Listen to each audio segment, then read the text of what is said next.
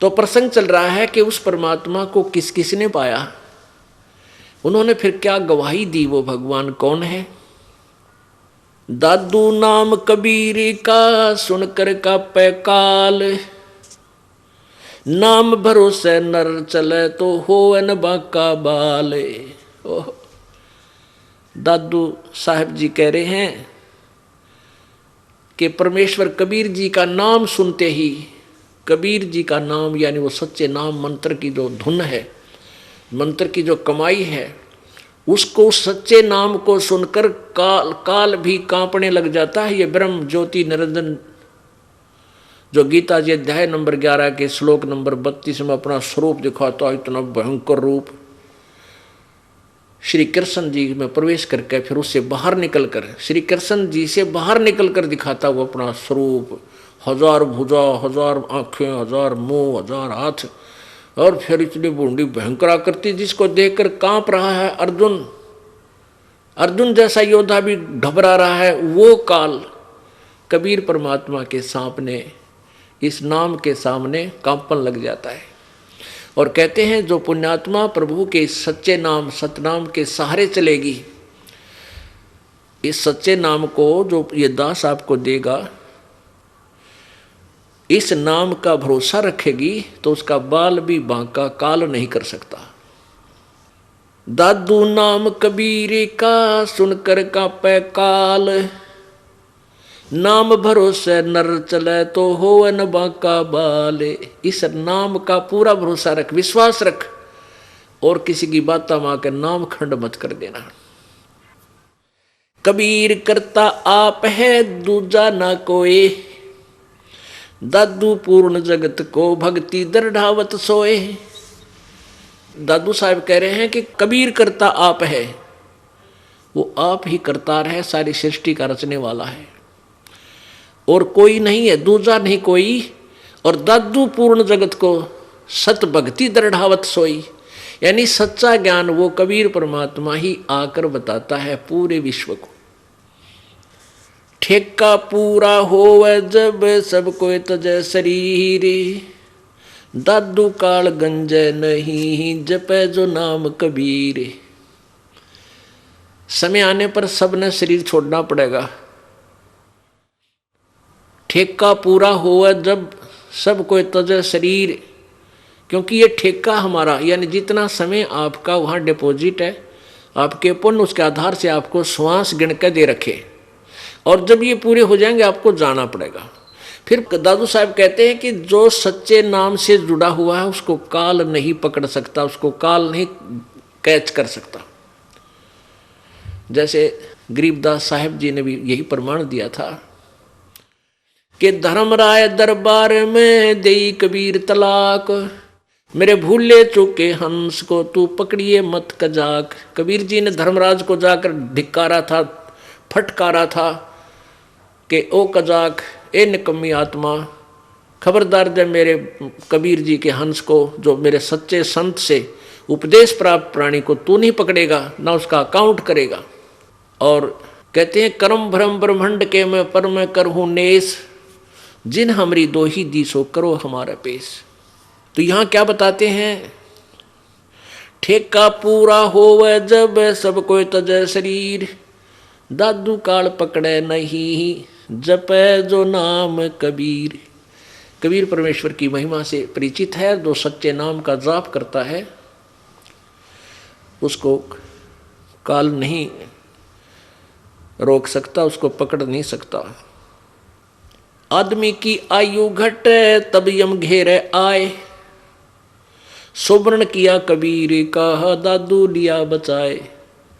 जो सत भक्ति नहीं करते, आन उपासना करते हैं, या भक्ति बिल्कुल नहीं करते, घूटी सूटी लाते हैं, हुक्का पाड़े, तम्बाकू पीवें, खावें, भांग पीवें, जब वो मृत्यु होगी तो उनको यम के दूत आकर पकड़ लेंगे।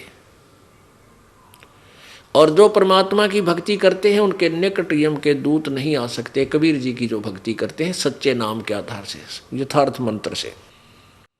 मेट दिया अपराध सब आ मिले छन माही,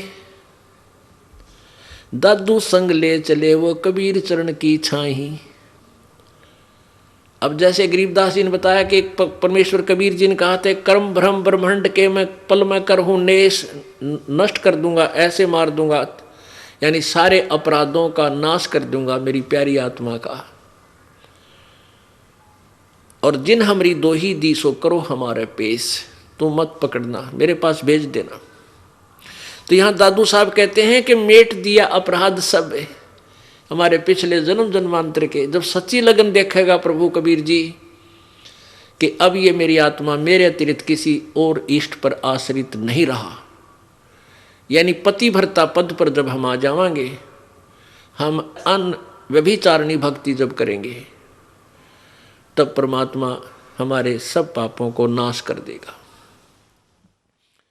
मेट दिया अपराध सब आ मिले छन माही, दादू संग ले चले कबीर चरण की छाही। सेवक देव निज चरण का दादू अपना जान, और भृंगी सत कबीर ने कीन्या आप समान। दादू अंतर्गत सदा छिन छिन सुमन ध्यान, वारो नाम कबीर पर पल पल मेरा प्राण। सुन सुन साख कबीर की काल नवावे माथ, धन धन तीनों लोक में है दादू जोड़े हाथ। दादू साहब जी कह रहे हैं कि कबीर परमात्मा की महिमा जहाँ भी कोई परम संत सुनाता है तो काल के भी धक्का लगता है और हाथ जोड़ता है कि भगवान तो भगवान है, वो तो पूर्ण परमात्मा ही है। सुन सुन साख कबीर की, साख, साख माने महिमा, उसकी समर्थता को सुनकर, और काल नवावे माथे, ऐसे अपना मस्तक झुका लेता है जब उस प्रभु की चर्चा उसके कानों में पड़ती है।